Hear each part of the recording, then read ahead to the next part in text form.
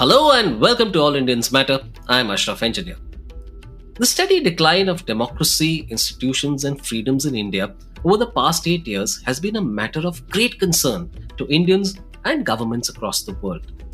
Last year, the VDEM Institute, an independent research body based at the University of Gothenburg, said India is no longer an electoral democracy but an electoral autocracy.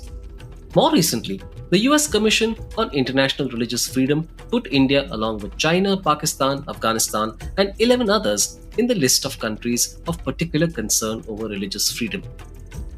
The commission, appointed by President Joe Biden and the leadership of both parties in the Senate and the House of Representatives, designated India as a country of particular concern for engaging in and tolerating systematic, ongoing, and egregious religious freedom violations as defined by the International Religious Freedom Act.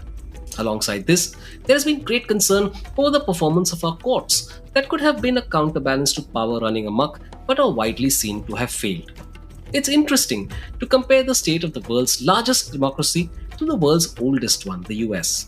The US too is seeing a worrying rise of the right wing, increasing calls to subvert the democratic process, and there too, the courts have returned verdicts like the overturning of Roe vs. Wade, which denies women the constitutional right to abortion, in other words, the right over their own bodies. That ruling was followed by one on power plant emissions that sets back the fight against climate change. Both countries are witnessing an aggressive, angry rise of religion based nationalism. What does this mean for democracy in India, the US, and elsewhere in the world? Does democracy have a future? And what of our constitutional rights, which nowadays often remain on paper?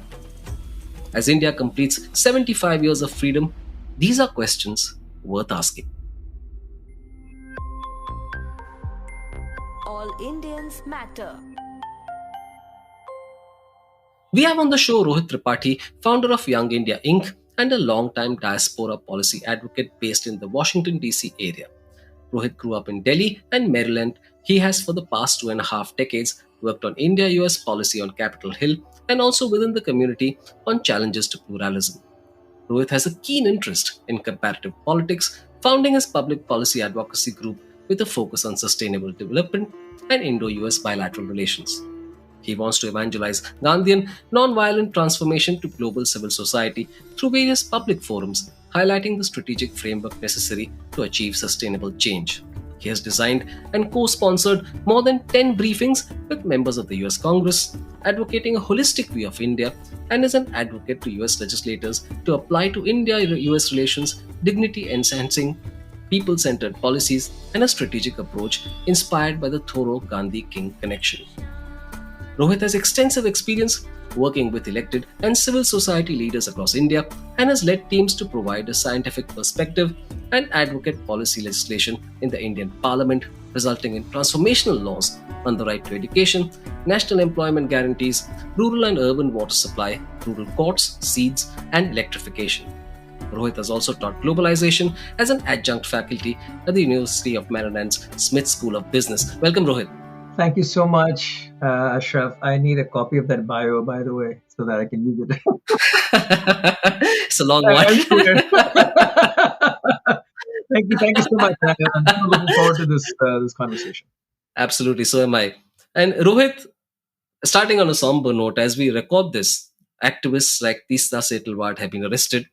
Journalists like Mohammad Zubair have also been arrested, very often on highly suspicious charges. Others like Omar Khalid have spent ages in jail. What does this mean for Indian democracy? Well, I think more fundamentally, what does it mean for the Indian judiciary, which is really the custodian of the rule of law? And no pun intended, the jury is out. We don't know what direction the current occupants of the Indian judiciary are going to take it.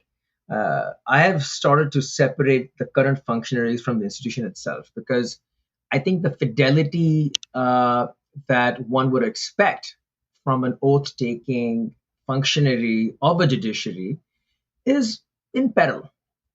And I'm not going to question their motives outright, but the decision making, the arbitrariness, which are absolutely counter to the reason for the existence of a judiciary, just lead you to wonder, uh, in lay terms, what are they thinking? And I think, to me, that is the greatest concern. There are electoral winds that sweep nations and societies from time to time, and you, like the swinging of a pendulum, you oscillate from sometimes one extreme to another. But you assume that there is some bulwark within your functioning democracy to be an anchor of some kind. And at this point, it seems that that anchor has been dislodged. And just continuing with that analogy, it seems the ship of Indian democracy is adrift. So that's how I would summarize my concern, and my diagnosis of the current problem. Yeah, I think it's a fear shared by many. And I want to continue with what you said about arbitrariness.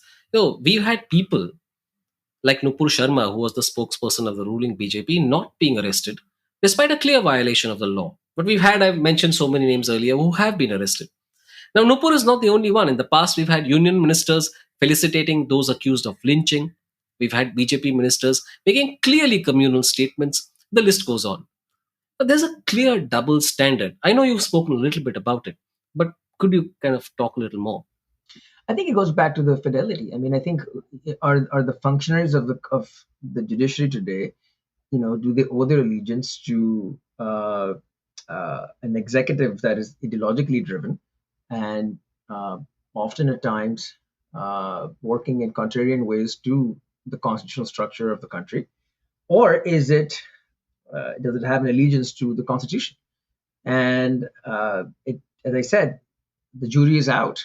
I mean, some of us have opinions that the jury is not out. The jury has rendered a verdict that the court itself, as functionaries, the way the court is structured, the way appointments are made, the internal functioning of the court is heavily influenced by an ideological movement that is, lack of better words, out to subvert the Indian Constitution and the pluralism within it.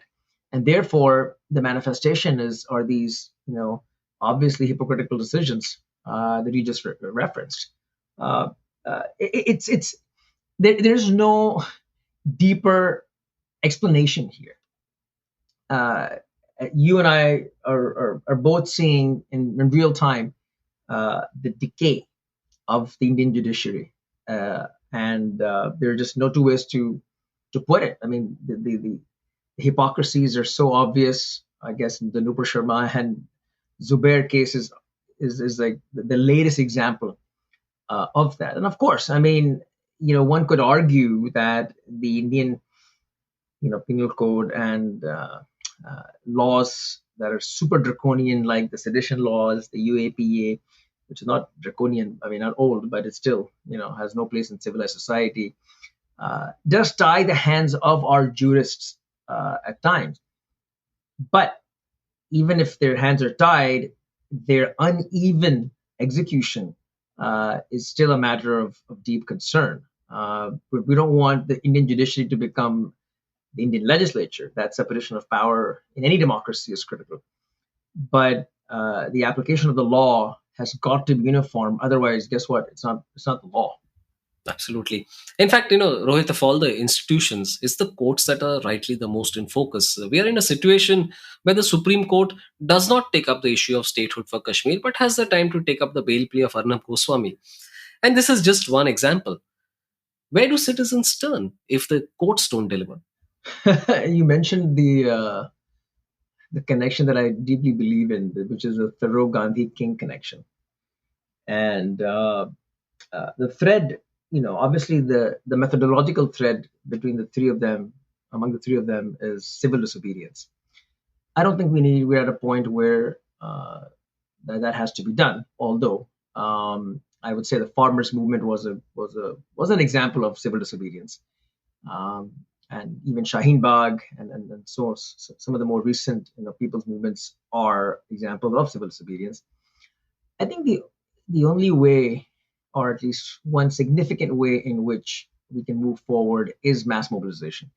And mass mobilization doesn't mean that we have a set of charismatic leaders that come and whip up our passions and energies and get us out of a funk. Mass mobilization is also about every citizen of the country having an opportunity to participate in a transformative exercise, in this situation, almost a survival existential exercise. And there've been blueprints both from the Indian freedom movement, like Gandhiji's Rachnatmaka Karyakram constructive program, and also during the civil rights movement, which also had its own constructive program, where you are able to allow and give and share with your fellow citizens a long list of things, small things that people can do in their daily lives in a communitarian way that pushes the agenda forward. Right now, sadly, most citizens of the world who are distraught at these developments, have a spectator syndrome that they really feel helpless, and it's not, I'm not blaming ourselves for feeling that way, but we will have to lift ourselves out. There is no other Gandhi coming here to rescue anybody, and it's a cliche, but we have to say that we have to find the Gandhi within ourselves. So I know it's a philosophical answer to your question. I think that on the structural side, one part of this constructive program is legal minds coming in and seriously looking at how the structure of the Supreme Court, how the structure of the Indian courts can be changed, how the collegium needs to be reformed. I think those questions are well within the realm of a meaningful, transformative, constructive program. And just like Gandhi did in Champaran in 17, I mean, he was able to inspire a lot of young lawyers to come in and work on the issues of the indigo farmers.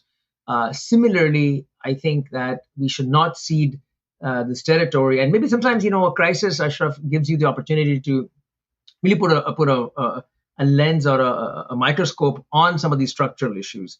I mean, you mentioned the comparative part in the beginning. In the U.S., the tenures of the Supreme Court justices are life terms; they're the lifelong. Whereas in India, they're not. And I think, so there are obviously. I'm not saying that I'm not a big fan of life terms, because that locks ideologues and people in, and freshness that society demands of our own justice system is locked out. But I think there are structural reforms that really need to be looked at. I'm not a legal expert, so I'll defer on that. And if once some legal experts come with interesting and then forward-looking ideas which can get us out of this malaise that we're in, then I would figure out which ones I need to advocate for. Rohit, everything that we've discussed, I'm talking specifically about the legal system, is curiously similar to what is happening in the US too, isn't it? We've had an overturning of abortion rights taken up by the Supreme Court on its own, while the same court doesn't find the need to do anything substantial about gun control, despite the unending succession of mass shootings. What's happening with our courts? Well, I think the courts have been politicized. Eventually, I think they have. I mean, it's not. I mean, at least in the United States, the Supreme Court nominations have been political appointments. So to believe that they would not have any political tinge is folly. But I think as the polity of both India and the United States has grown in extreme directions, the people coming out of it, and the people who are nominating the people coming out of it, are just subscribing to a more hardline, extreme, in the US's case, interpretation of the Constitution. In India, it's just sadly the preservation of the executive. So and I think in the United States, the ideological movement that I would say started right after Ronald Reagan became president, a very clear, overt anti-government sentiment that Reagan actually won on. He always said government is the problem, and that trend has continued to today, and it just manifested and mutated in very different ways, leading to the election of Donald Trump, and then the neocons in the middle. So I think the problem in the United States is that the courts are ultimately a reflection of the extreme politics that has come to dominate. And it's and I was going to bring this point up later, but I think it's a good time to bring it now.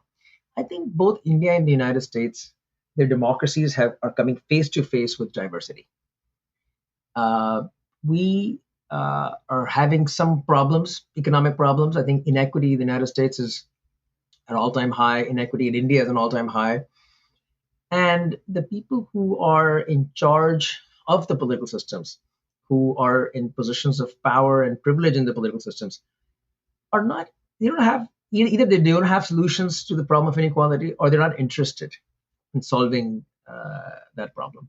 And therefore, they're finding fissures in our diversities, both in India and the United States. In India, you have a clear sense of majoritarianism uh, under the banner of Hindutva. Uh, I don't know, these people are not necessarily Hindu, because I don't know, I don't know who they are. Just, I mean, I think by calling people who ascribe to Hindutva Hindus, I just feel that uh, I'm lending way too much credibility to their cause. I actually don't even like the word Hindutva, but you know, uh, and similarly in the United States, there is this fear that is sown into the white majority that the world's going to come to an end, and cultural preservation at all costs is important. The immigrant coming from the outside, especially the southern border, that is poor, doesn't speak your language, is the biggest threat to peace in the country. We got to keep them out. So the diversity, which should be our strength, which has been our strength both in India and the United States, is being used as a weapon against its own people, and that's where I think, sadly, a lot of these things stand.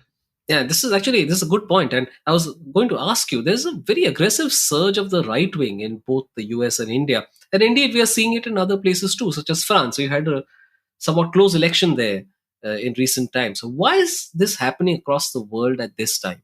Oh, that's such a difficult question.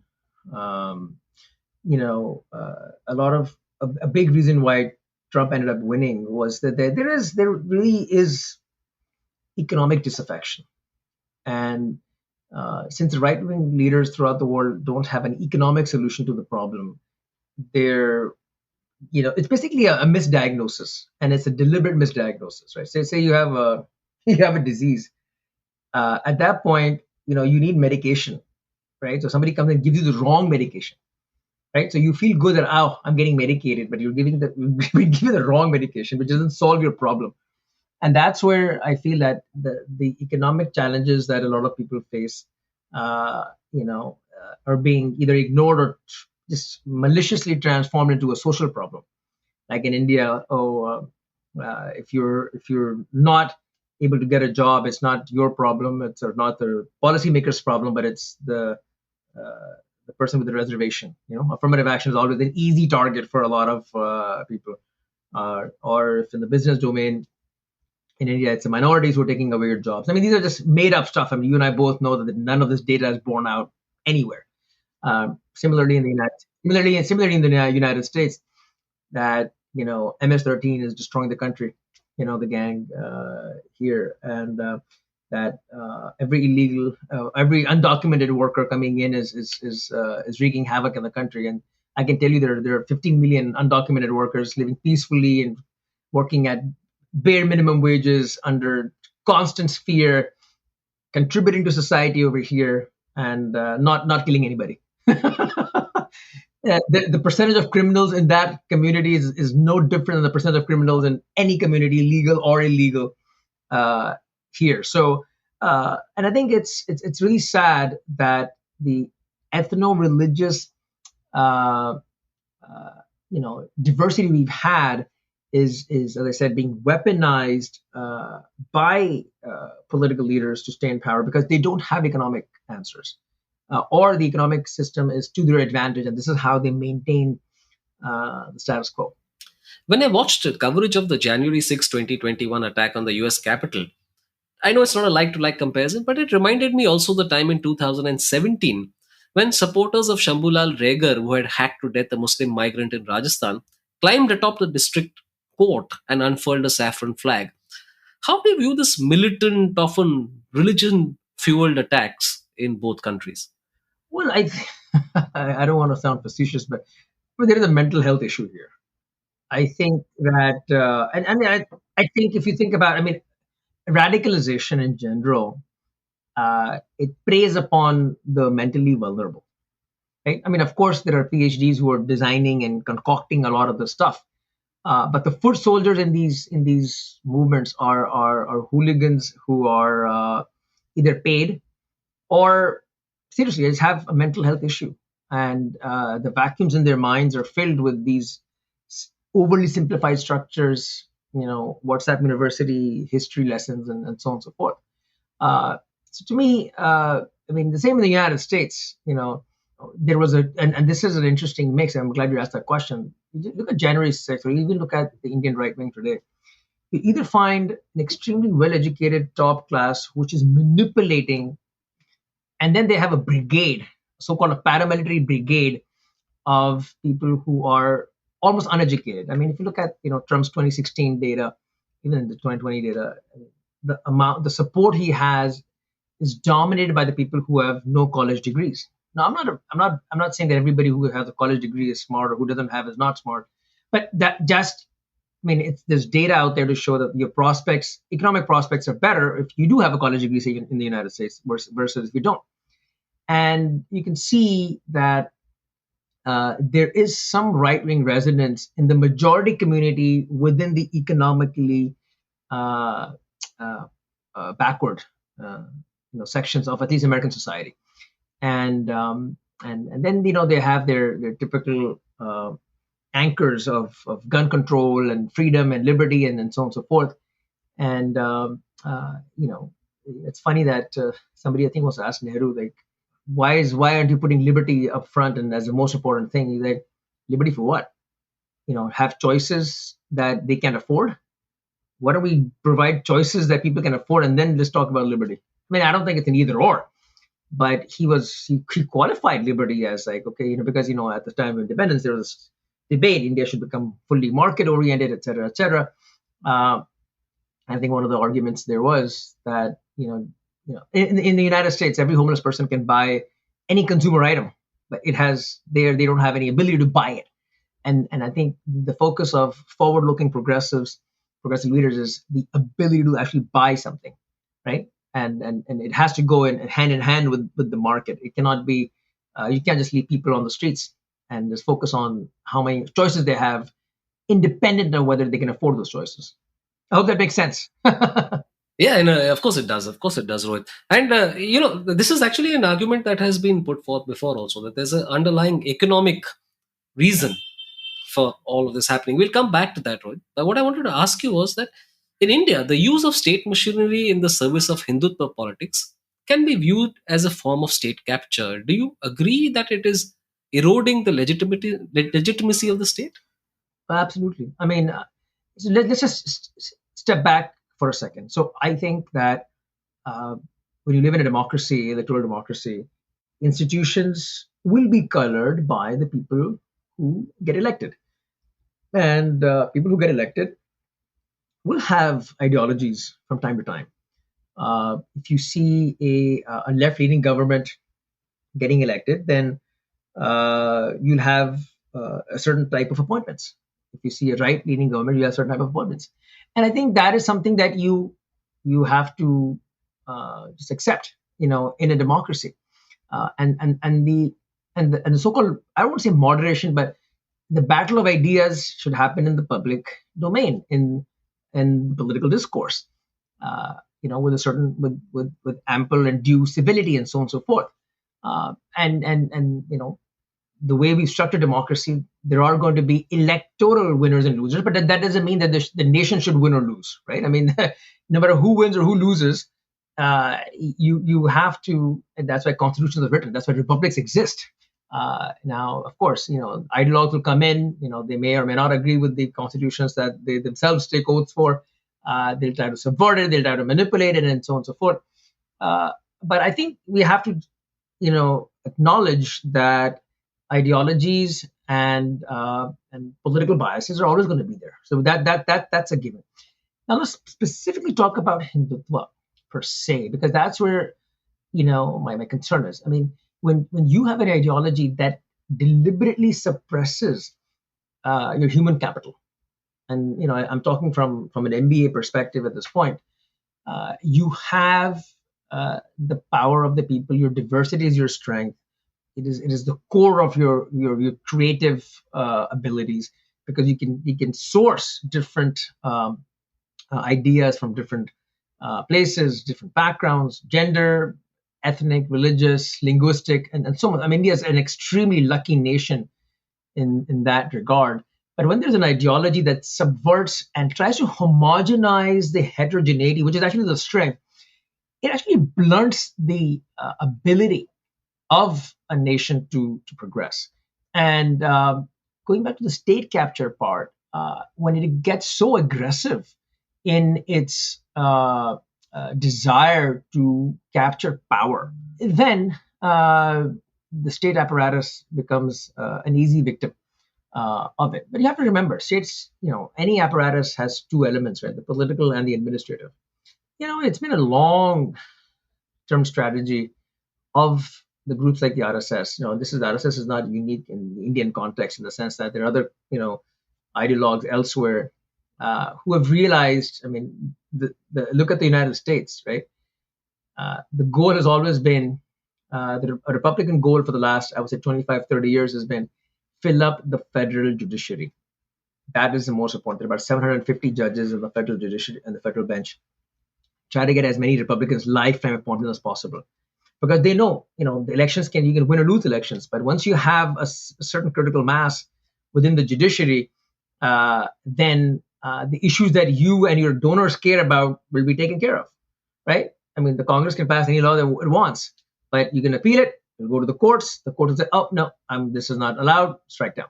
Or the ultimate, dream was controlling the Supreme Court, and now they have a 6-3 advantage there. So the same thing, is applicable in the Indian context as well. That the right wing in India has always known that the nation is run by bureaucrats and administrators at the local, state, and central level, and they have over time penetrated and developed a critical mass of support. Even though it was not as overt as back in the days. So I think the state capture part has been going on for quite some time. I don't think it's a recent development. Now it's just more overt that the people who, by per norms should at least look neutral, now they're openly biased at the highest levels. And I think that's what is, even more jarring. But for some of us who've been tracking the spread of influence, I think this is unsurprising. Rohit, many, including President Joe Biden, see current global politics as a struggle between authoritarianism and democracy. Do you see it that way too? I'm a product of, as you mentioned in the biography, of both India and the United States. My heart is American. My soul is Indian. I mean, that's one way of I describe myself. And America has been an aspirational place, right? But America has a extremely checkered history. So when the president of the United States says something like that, the moral irony is not lost on me. The statement on its own is true. There is absolutely a challenge between authoritarianism and democracy right now across the globe. And one characteristic of it is that there are these strong men. They're strong men. I don't know what Le Pen is going to do in France. Let's keep that aside. But basically, there are these strong men around the world who are using whatever they can to stay in power. I think I take a slightly more cynical view, though. Ashraf, I think the problem is not just of individual men per se. And the fact that these men are enabled in these societies means that there is a critical mass of popular support. And the longer these men stay in power, and to your earlier question, the more the institutions of these nations, societies gets colored, the harder it gets to detox them later on. So and I think both. I mean, whenever I think of India, I also think of Turkey. The mix of religion and nationalism is perhaps the most dangerous combination, right-wing combination you can think of.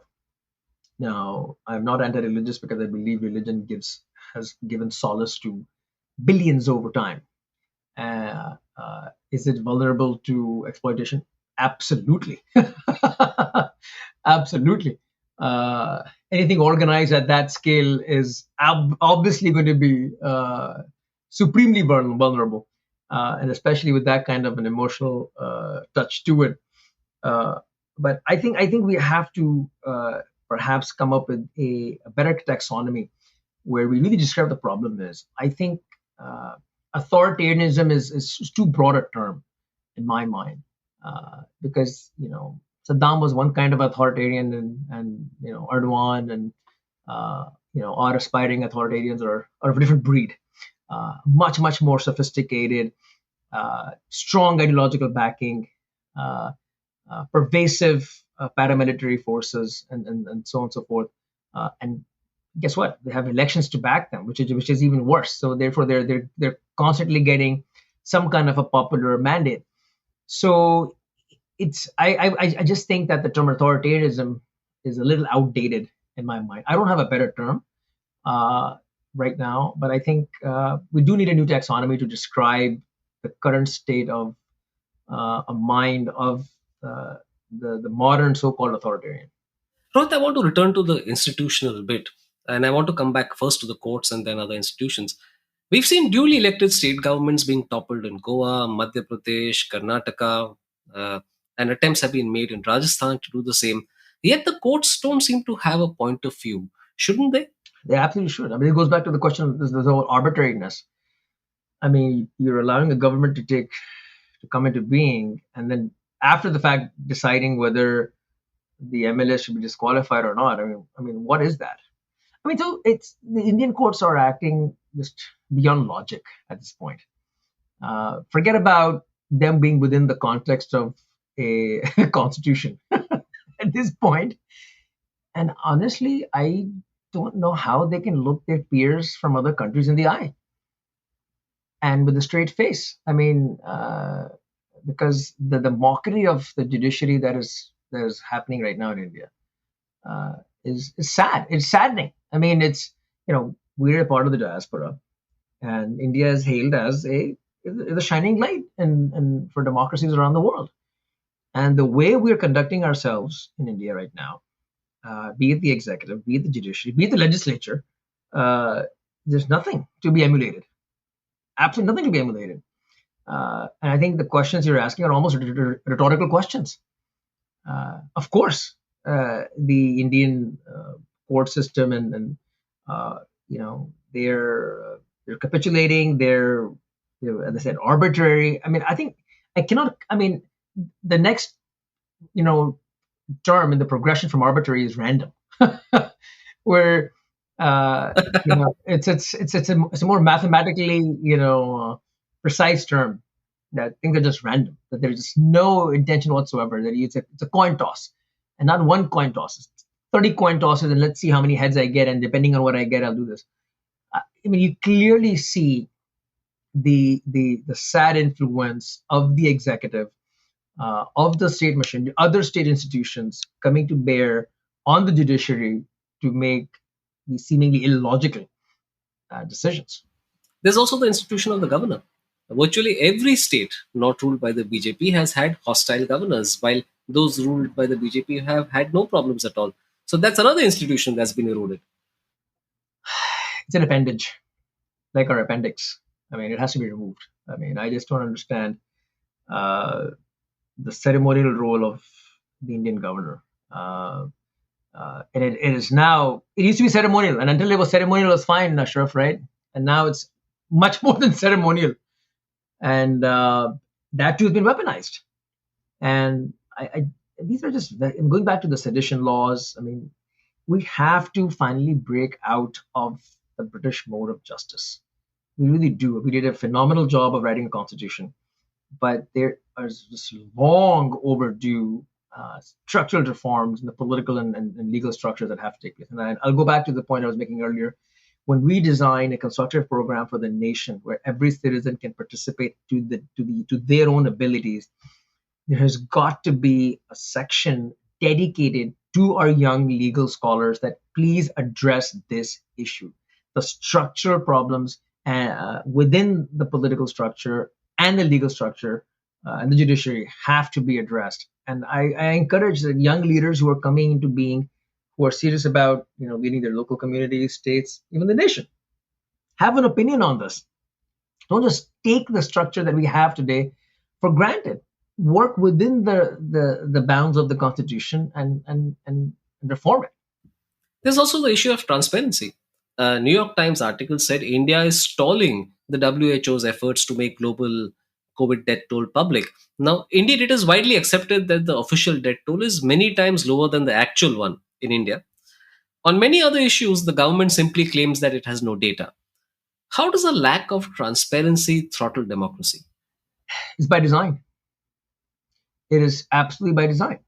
Uh, you know, I don't know if they don't have the data because they don't want to see the data, or they have the data and they're suppressing the data. And to me, that's the first tell. Uh, when data gathering, data collection, data dissemination gets affected, it's almost a sacred duty of every government to collect data for the betterment of its citizens. We don't collect data to cast aspersions, et cetera, et cetera. We collect data. Yes, there is an accountability dimension to collecting data, but the reason why these data gatherings are put in place, the census and so on and so forth, so that a nation can move forward. But when the data gathering is tampered with, when the data gathering again is arbitrarily done, there is a malicious intent that comes along with it, and that's what we're seeing. And I think we don't. I mean, I don't have to tell you, information is today's political nuclear weapon, and disinformation is what you would call in Hindu mythology Brahmastra.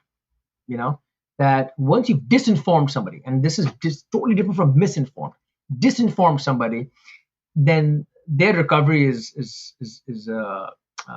unlikely because you have to go through a heck of a lot more to rehabilitate a disinformed mind than a misinformed mind. It's not just about providing the right information; it is providing the right mindset to even understand the right information. So I think I'm glad you brought this up. That's why when the laws we worked on many years ago, NCPRI folks, the Right to Information Act was so critical. And I'm happy to report that we work with so many civil society leaders throughout the country, and all of them invariably use the RTI today. So in this battle and to reclaim India's democracy, to push it forward, I cannot tell you how critical the RTI is as a tool. And I urge all Indians to take a look at their rights through the RTI and use it. And wherever you are, I'm sure nearby there is some fellow citizen activist who can help you in that domain. But thankfully, yes, the Information Commissioner's office has been languishing and compromised and so on and so forth. But at least we have a way to make our voices heard through a law like the RTI.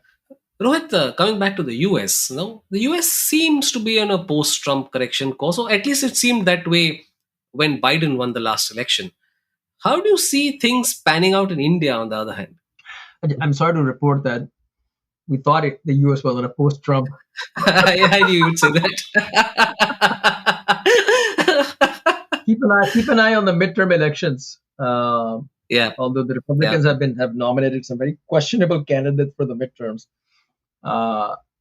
Just on the U.S. real quick, Donald Trump has almost like a stranglehold on the Republican Party right now, and there's all indication that he's going to run again. So I think America is still in flux as far as Trump is concerned. I mean, despite the January 6th hearings, which should have been damning to Trump, it seems that nobody's seeing a visible change in opinion of him.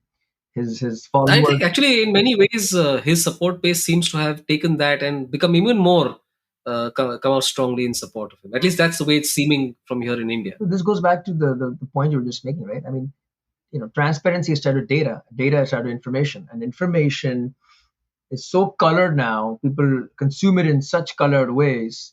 To your point, even the January 6th public hearings are not moving people in any one direction. The people who didn't like Trump, they're getting hardened. People who loved him, they're saying this is a show. This is just a way to embarrass him, and so on and so forth. So no one's minds are changing, right? So coming back to the India question, I mean, in India, I wish the post-Trump thing was. So what happened to Trump? Trump just lost an election, and you and I both know that it's unlikely that the current regime will lose an election anytime soon. And people come to me and say, "Oh, look at they're losing state elections." Yeah, state elections are different, and we're yet to see what happens in 2024. Unlikely, unless there's some kind of civil society response, mobilization, obviously nonviolent, where people are demanding answers and suddenly hold people accountable and have restored their faith in the electoral process itself, the election machinery itself. I just don't see that happening. So I don't know what will that trigger be, Ashraf, honestly, to see a post, let's say Modi correction, because we can't see it. We can't see post Modi right now. At least in the political sense, it doesn't come up. And that's why I went back. I mean, when I started off, I talked to you about, we will all have to do our small bit to further the democratic ideals that the Constitution enshrines. And I think if we don't do this and, we keep sitting around a cricket stadium waiting for, somebody to come in and beat the BJP team, we'll be sitting around, right? I mean, I think, as I was saying before we started, my analogy is that think of India as a beach that has been littered with plastics, with other things, with other boulders and so on and so forth. You and I cannot move the big boulders, right? But we can at least start picking up the small pieces of litter and trashing them. And that's the approach I feel that India will have to take. Not India, any democracy, for example. Even here in the United States, everybody is now just waiting and not doing anything until the midterms. And I think this idea that we are so dependent on elections to make any moves, and then we have no other options of participating in our own democracy between the elections, I think it's a false choice. Now, it's not easy for an individual to come up with what they need to do. So therefore, there has to be some civil society leadership, some political leadership. One would assume and hope that the Indian opposition parties would provide a way for the public to get engaged. They're out of ideas, and you and I know that, because if they weren't, they wouldn't be in the opposition. The same thing here in the United States. Biden's approval rating is at 38%. The Democrats are out of ideas themselves. There's another split in the Democratic Party, and we can talk about that later as well. But overall, the ideas for mass mobilization are not coming from the political spectrum at all. And that's why progressive forces within the political domain are not doing great. In the U.S., they're barely above water, barely, and that can switch in November. And in India, they're not even registering, sadly, on the radar. Yeah, in fact, I was going to ask you, what do you make of the lack of organization and peaceful mass mobilization? We saw it during the CA NRC protests, but it hasn't happened at a sustained level for most other social issues. But one tragedy is that India, gave the world a blueprint how to organize. I mean, from Champaran to all the satyagrahas that Gandhiji did, Champaran, Bardoli, these are, textbook, actions that allow the ability for mass participation. And there's a reason why Dr. King went to India in the 50s to study the methodology, brought it back to the US, and made it such an integral part of the civil rights movement. So we've lost that because, just to take a small detour here, I learned about Gandhi from my family, obviously, my grandfather, my dad, and he was almost like a divine figure in our home. And even in school, we read about him, but the focus on Gandhi is so biographical in India when we learn. It is not strategic, it is not methodological. And that is a real shame.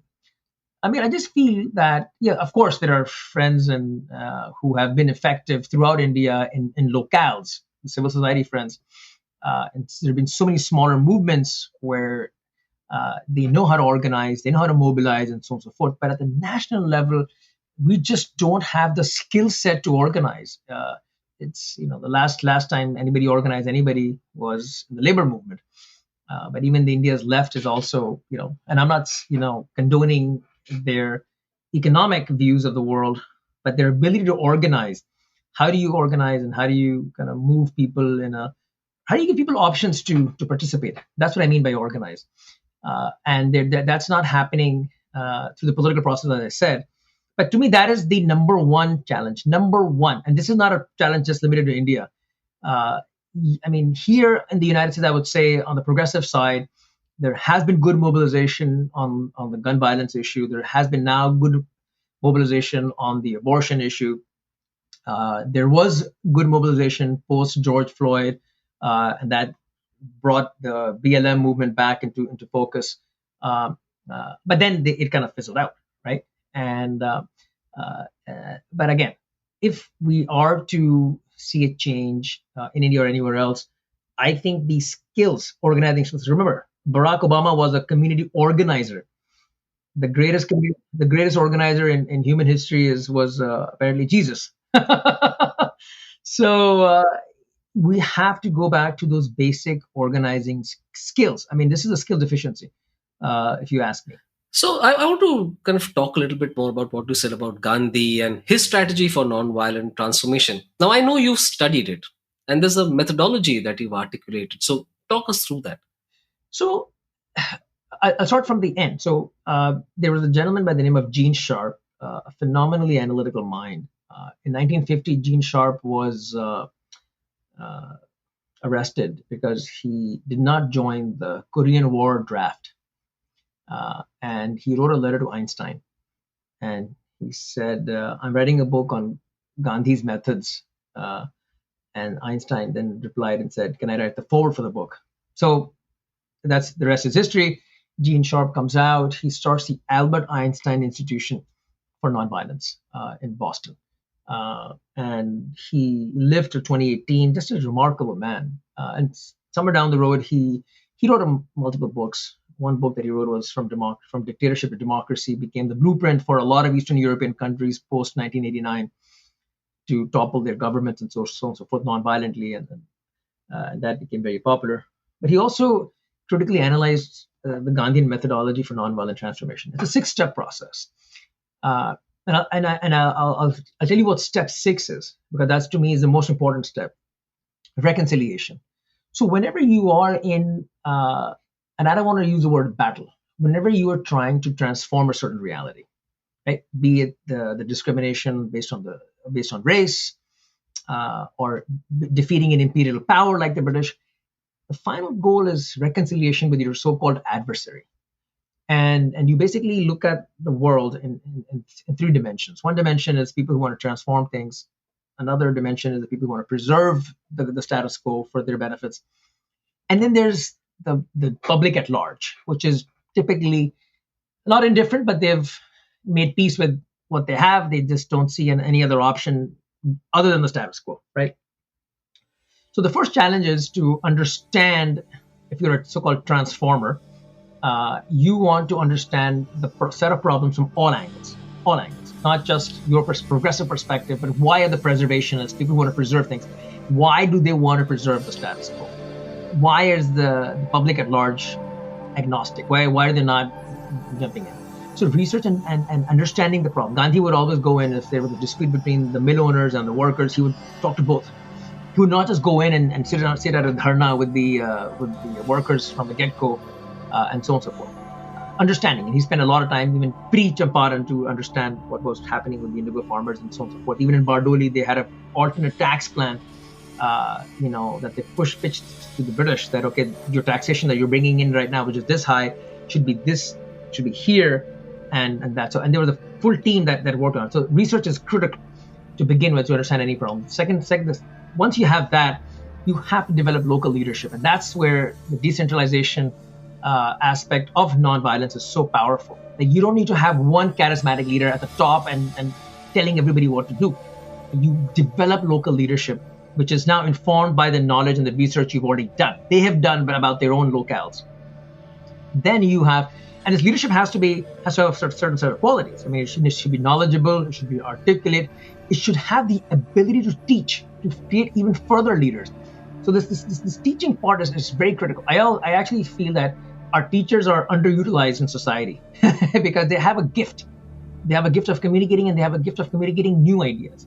So you have the research part, you're knowledgeable about something, then you develop the local leadership, and then you have to develop this broad vision, like the context of action. Why am I doing this? Why is it worth saving Indian democracy? Why is it worth saving American democracy? Why are human rights, other people's human rights important to me? These things have to be contextualized. And then you create this constructive program where you are now creating a list of items, a list of things that people at any level can do and be part of this broader movement to save democracy or save pluralism and so on and so forth. For example, Gandhiji had an 18-point program, and he realized that not everybody can go to jail, not everybody can do a dharna. You could pick at a liquor shop, you could work for Hindu-Muslim unity, you could work with on untouchability. You can teach the children who are quitting British schools and going to the Vidyapeeths and so on and so forth. But in the end, he had the simplest point of the program was, if you can't do anything else, you cannot leave the home, you can't do anything else, just wear khadi. That was that, and that range of options that Gandhi gave really allowed the maximum number of people to participate. The biggest difference between a violent revolution and a non-violent revolution is the number of people that can participate. A violent revolution can only have participants who have weapons, whereas a non-violent revolution has no barrier for participation, almost none. The only barrier is your imagination, how to get people engaged. So once you have research, then you have leadership, then you have this constructive program, then you have what Dean Sharp calls a negotiation phase. So you could look at specific problems in different areas. And let's say there is a law that you don't like. For example, we were working in Gujarat, and the National Food Security Act has certain provisions that are missing, right? So you're advocating on those things, right? And you're advocating on behalf of the hungry, of the poor, and so on and so forth. So there'll come a time where you are face to face with the so-called adversary, and you have to negotiate a way out. Why are you negotiating? And why are you not just going to direct action and dharnas, etc., etc.? Because your goal, remember, step 6 is reconciliation. You cannot reconcile with somebody after you punch them. Very difficult. So you want to negotiate with them. And then again, this is where I find it, even there's a spiritual element there, and from what I read about Islam and so on and so forth, you have to give your adversary options, in the sense that they can, in a dignified way, exit their current position. If our goal is to just rub somebody's nose in the ground because we at this time have greater power than they have, then you're not going to achieve your last goal, which is the ultimate goal of reconciliation. So you have to be flexible in your negotiation. You have to give a way out to your adversary without compromising your principles, and so on and so forth. And once that step fails, then you get to this, what we call the non-violent direct action, where you are basically in civil disobedience mode. Like what the farmers did, what Shaheen Bagh did, and so on. So what the CAA protesters did, and this is where I get a little puritanical on our friends here, that they went to step 5, and the first 4 steps were not done. And that's a problem, because step 5 gets a lot of visibility. It gets a TV camera that says, "Oh my gosh, 10,000 people!" Like what's happening in Sri Lanka right now, step 5. It's the first 4 steps are gone. This is where the challenge is, because after step 5 is done and Rajapaksa and Ranil are out, what now? I mean, no problem has been solved other than the fact that those guys are gone. But you haven't developed the leadership. You don't have the knowledge to implement it. You don't have the ways to now, all this energy that you've created amongst the people. What is that going to go You haven't channeled it, and so on and so forth. Step 5 is nonviolent direct action. And there are like 100 different ways in which you can execute that. In the United States, we had the bus boycotts, we had the freedom riders. I mean, just so many different ways. We had the sit-ins in Nashville, and so on and so forth. And I already gave you the things, the construction program in India. And once you have achieved what you want to achieve, India's independence, the Voting Rights Act in the United States, the sixth step is reconciliation. I once was talking to a Greenpeace activist, and we were going. We had a nonviolent study group in the DC area, and we were on step 5, nonviolent direct action. And he was very proud that how he had gotten a certain chemical industry, a chemical company, to its knees and changed course. And then I asked him this question: what about step 6? Did you reconcile with them? Did you sit down and have a meal with them? And he was flabbergasted. He's like, what?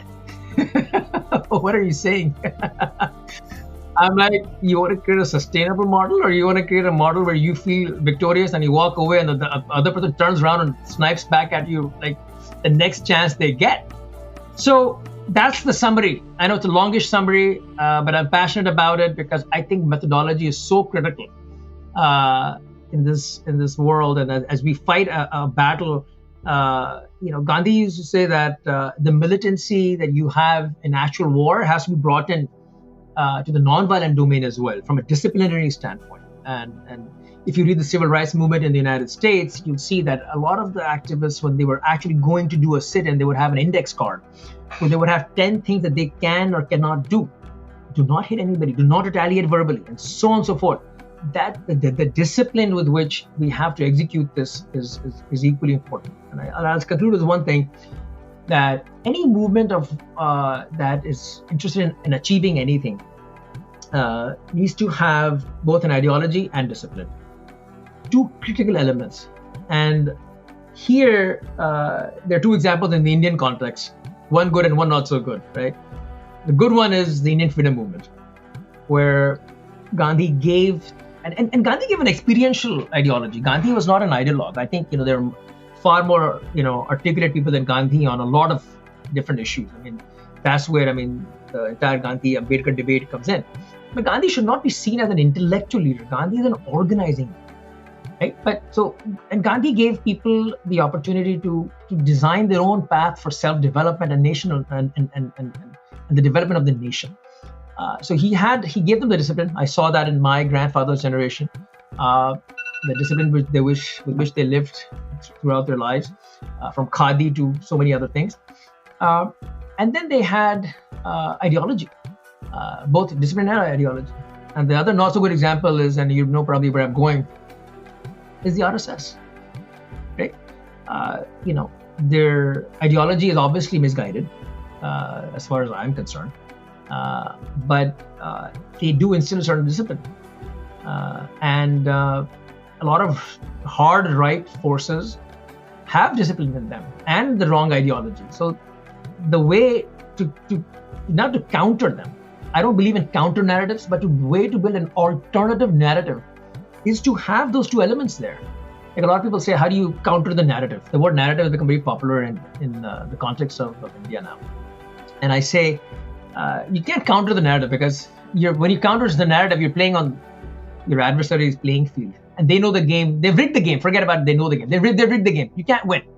It's like playing, Chaucer with Shakuni. It's a no-win situation. It's a no-win situation. What you have to do is to create a different playing field. When Gandhi walks to Dandi from Sabarmati, he changes the game. They're like, wait a second, what do we do now? Do we arrest him? Not arrest him? What is he doing? What is this? He's not giving a fiery speech. He's not, breaking any, laws until he gets there. Everybody knew that he will break the law on the 6th of April, 1930. But Gandhi uses the preceding 25, 26 days every day to make a point. And that's, and this is also something in conflict resolution that they work on, is transform the conflict first and then we'll resolve the conflict. Trying to solve intractable problems over and over again is the definition of what people call stupidity, right? That try to do the same thing over and over again and expect different results. So Uh, yeah, I think uh, that's the Gandhian methodology in a nutshell, I would say. Rohit, before I ask you about your work, in case any of the listeners want to know more about the methodology, where can they go to learn more? Is there an online resource, for example? I do have an online resource. It's a sadly outdated website, but they can write to me directly at rohit at yidream.org. They could go to our website, yidream.org, and there is a link on the left side for nonviolent direct action. Everything else is Before probably before you out. proceed, Yeah, could you spell that out? Why I dream? yeah. Y as in young, I as in India, yidream, dream.org. Yeah, so if you go there, the only thing that is time independent is our link to nonviolent direct action. I gave a workshop in 2000 at a conference on organized resistance at American University. And back in the day, Ashraf, I mean, I'm going to age myself here. Uh, Globalization was a hot topic, and there used to be frequent anti-globalization, anti-IMF protests every time there was a meeting of the IMF. And A friend of mine who started uh, the DC nonviolent study group said, Rohit, we have to tell people about the Gandhian method. I said, okay. So the Gene Sharp methodology I described, I put that into a one-page flowchart, front and back, the engineer I am. And So we went over that, and that flowchart is now on the website, both in English and in Hindi. My dream has been to get it translated in as many languages as possible. So if your listeners are interested in translating it to different languages, then it's very simple. It's they're just words. They're not even sentences there. It's meant to be a guide and a distillation of what Gene Sharp just did so studiously over his life. And I'd be very happy to have anybody who's interested in what we have on there to talk about it, discuss it, share experiences. Use cases are always great, Ashraf. If somebody's done something along those lines, you want to bring that in, make it a story, publish it, and kind of go from there. So if anybody's listening, it's ROHIT at YIDREAM.org. Rohit, tell us about your work. My work. I came to the U.S. as a freshman in '94. Did a degree in electrical engineering undergrad, and then worked for a year, and then decided to do a master's in electrical engineering. And ever since then, I've been working. I worked as a systems engineer for the next 10 years. Decided that my passions lay more on the business side of things, so I ended up doing an MBA after that. Uh, and I really enjoyed my MBA. I mean, I have to give a shout out to people who do adult education. When you study after 12th grade and you are in the sequence of studying, uh, and you don't have any real life experiences, I think the education is relatively incomplete. But when you study later on in life with the context of the real world, you get so much more out of it. And I really enjoyed my MBA. And after 2013, I started to move more towards the strategy and business development side of things within technology. And so that's what I've been doing for the last 5, 6 years, developing new ideas for new markets, new technologies, uh, building working with external stakeholders, internal stakeholders. How do you get any idea from ideation to execution? Um, and it's been exciting. I enjoy working with external stakeholders quite a bit. I've worked with a lot of startups, a lot of founders, a lot of CEOs. I just love their energy. Uh, and you probably can realize, see and feel that I enjoy talking to people with different life experiences. When I say, diversity, I say it in the most serious way because I feel that is our biggest asset. Diversity of ideas, life experiences, anything that makes you so-called different than me. At the same time, we both know that there's so much more that we have in common. But I appreciate the so-called surface differences as well, because that's the richness of our joint culture, and that's the human culture we have. And I've enjoyed that part of my work, and I think you mentioned that I also taught for a year. I taught globalization. for a year as an adjunct faculty to MBA students at the University of Maryland, and that was a great experience, Ashraf. Uh, it's just to current leaders, emerging leaders, teaching them about a topic so fundamental and foundational as globalization. And there's a great business professor at Harvard. His name is Pankaj Ghemawat, who came up with this incredible framework called CAGE, CAGE, and that's what I taught for a year. It basically, gives a blueprint or creates a framework for companies who are going to foreign countries to expand and do business. What should they look at? C is culture, A is administrative regulatory domain, G is how do differences in geography play out, and E is how do differences in economics and economies plays out. And it just kind of aligned really well with my approach to problems through frameworks. And the Gandhian framework that I've given you is appealed to me so much because it had a structure, it had a logic, it had a flow to it. And I think that sometimes when we look at big problems, and for the first 15 years as a system engineer, I was part of a team that would solve customer problems. And I think the biggest thing I learned was not because what a certain protocol and telecommunications does, et cetera, et cetera. I just learned how to break down big problems, problem disaggregation, and how to define problems. Sometimes when we define the problem the right way, half the answer is in front of us. And so I think my professional career has been very helpful to me intellectually in shaping how I approach, sometimes non-conventionally, to issues that you and I really care about. So, Rohit, here's a question I ask all my guests at the end of the show. Why do you do this work? And I'm referring here to your advocacy work. That's a tough one. And I'll be honest with you. When I came to the US as a freshman, sometimes I used to feel jealous of how, I don't want to say ignorant, but carefree a lot of my fellow American students were. That they lived in a society, and the 90s were not a bad time to be in the US. That they just didn't have a care in the world. All they had to care about was get up, come to school, do their homework, play, hang out, fun, and go back to their lives. And I just always felt that I had this moral burden that I have to think about things that I saw growing up as a child. I mean, one of the most serious problems, or the most jarring things I saw as a kid in India, was when I was in sixth grade and I was in walking from a relative's home. The Delhi listeners will probably know what I'm talking about. There's a place in South Delhi called Mehroli, and Mehroli has a big, sabzi mandi, a big bazaar, that you have to get through to actually get to the residential areas.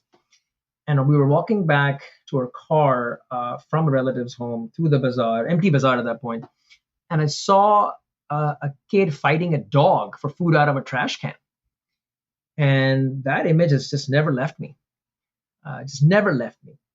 And so no matter what I do, I can't get that out of my head. And I just feel this a moral obligation to that child. Obviously, I never stopped and talked to the kid. And the kid must have been my age and so on and so forth. But that image has not left me. And the same thing, when I used to go to my dad's village in Bundelkhand, the poverty I saw there, and what really crushed me was there were children my age, much smarter than me, and I knew that they had no future. So those are the things. That's why, my entire advocacy is focused on making sure that the children that I knew when I was a child, whose hopes were just never there, I want to see if my efforts in some way, shape, or form can offer hope. And I always believe in a quasi spiritual sense that the best state for human beings is a state of joy. And I think there's no greater joy in collectively pursuing something that's aspirational, that's meaningful. And I feel that if we can truly leverage our diversity, we can do so many things together. And I enjoy working with people from different backgrounds. I enjoy working on common challenges.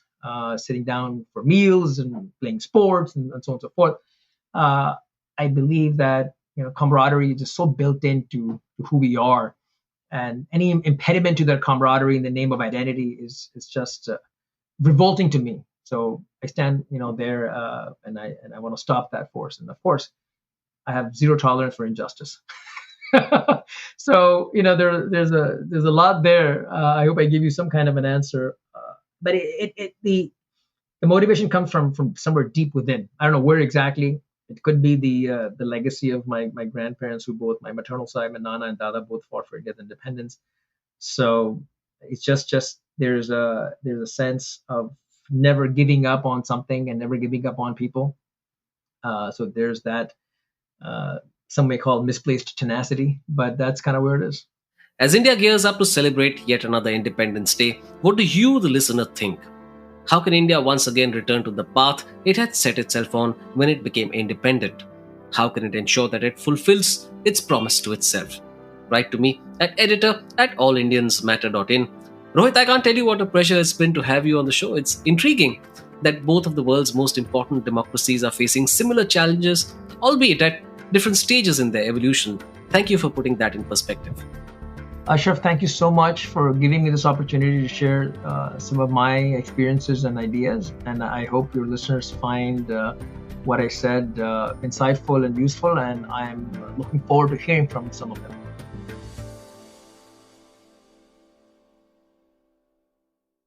Thank you all for listening. Please visit allindiansmatter.in, that's ALLINDIANSMATTER.in, for more columns and audio podcasts. You can follow me on Twitter at Ashraf Engineer, that's ASHRAFENGINER, and All Indians Count, that's ALLINDIANSCOUNT. Search for the All Indians Matter page on Facebook. On Instagram, the handle is All Indians Matter. Email me at editor@allindiansmatter.in. Catch you again soon.